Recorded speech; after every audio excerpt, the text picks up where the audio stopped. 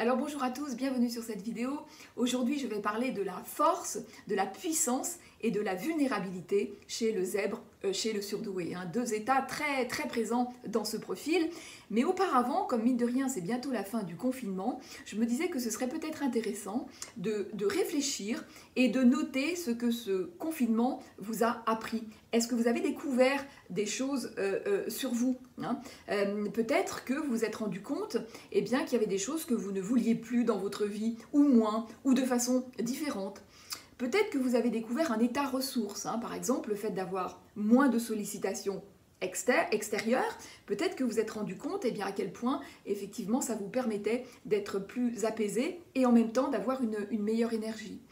Mais peut-être que c'est le contraire. Peut-être que le fait d'avoir moins de sollicitations extérieures, au contraire, ça vous rend un petit peu apathique et irritable. Donc, je pense que c'est vraiment bien de noter cela parce qu'une fois qu'on est de nouveau dans le feu de l'action, on oublie ces états ressources. On pense que c'est assez secondaire et en fait ce sont vraiment des états primordiaux parce que c'est vraiment une façon de se régénérer et de se faire du bien. Donc il ne faut pas négliger ces états-là. Donc alors la puissance et la vulnérabilité chez le surdoué, comme je vous disais, deux états très présents dans ce profil, deux états qui peuvent être très pénibles à vivre, très épuisants pour la personne, surtout quand elle ne connaît pas son profil.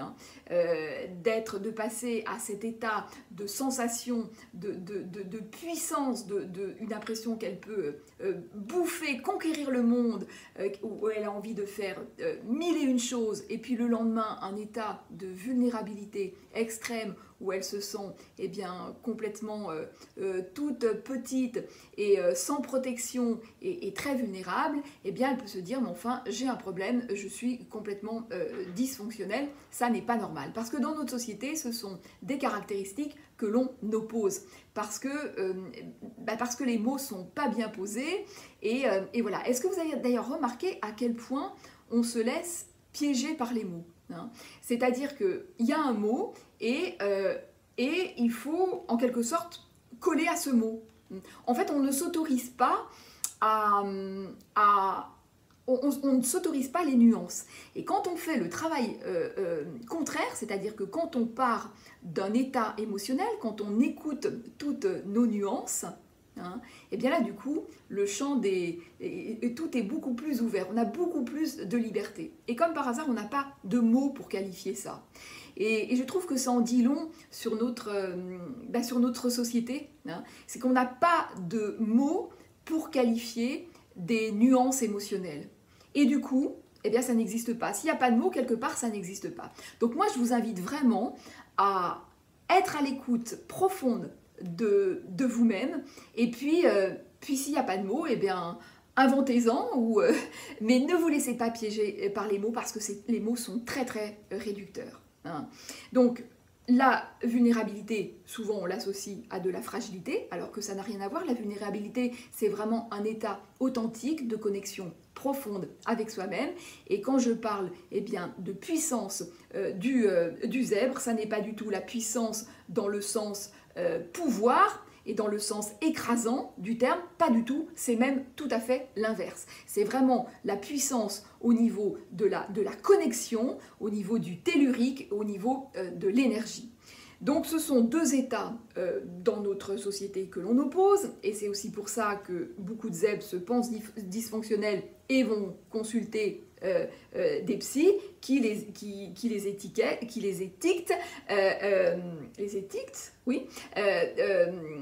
borderline ou bipolaire, alors qu'en fait, c'est pas du tout, pour eux, dans ce profil-là, ça n'est pas du tout un état pathologique. Alors évidemment, quand je dis ça, je suis pas en train de dire que la bipolarité ou que les états limites n'existent pas. Bien sûr qu'il y a vraiment des gens qui souffrent de cette pathologie, mais chez le surdoué, ça n'est pas du tout pathologique, c'est vraiment dû à cet état de très forte énergie, de connexion et d'hypersensibilité. Alors, le surdoué qui ne connaît pas son profil, il peut avoir tendance justement à se scinder parce que ces états émotionnels eh bien, sont pénibles à vivre et il peut eh bien, se couper de cet état de vulnérabilité et être justement dans quelque chose de très fort, dans quelque chose de forcé.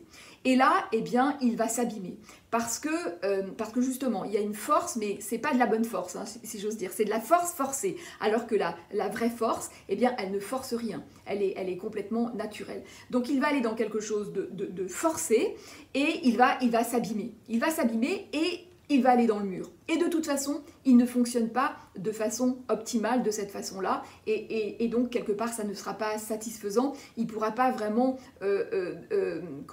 avoir satisfaction d'un fonctionnement comme ça parce qu'il est coupé d'une partie de lui-même. Hein. Ou alors, il va rester dans cet état de vulnérabilité, ne pas s'autoriser cette puissance. Quand il va la ressentir, ça va l'effrayer, hein, il ne sait pas quoi en faire. Et donc, cette puissance qui est vraiment de l'énergie, eh bien, il va la retourner contre lui et il va se faire du mal. Hein. C'est pour ça que beaucoup de zèbres eh bien, ont des comportements extrêmement autodestructeurs. Hein. Donc voilà, donc il faut vraiment comprendre ça et comprendre que ces deux états sont complémentaires et si on regarde bien d'ailleurs sont vraiment concomitants. Mais ça, il faut l'autoriser pour ressentir ça. Hein. Mais ils sont concomitants quand on regarde bien et il faut qu'ils le soient d'ailleurs, hein. Mais ils le sont. Hein. Donc voilà, donc l'idée c'est eh bien de les encore une fois, de les associer et puis de faire une espèce de danse comme ça avec ces deux caractéristiques. Et là, vous allez obtenir quelque chose de très chouette.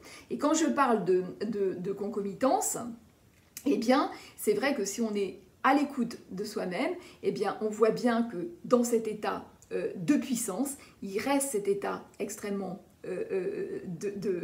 extrêmement vulnérable et dans cette vulnérabilité, si on l'accepte, si on est ok avec ça, si on se l'accorde, si on l'écoute, eh bien on voit à quel point ça déclenche de l'énergie. Hein. Donc encore une fois, c'est vraiment deux états concomitants.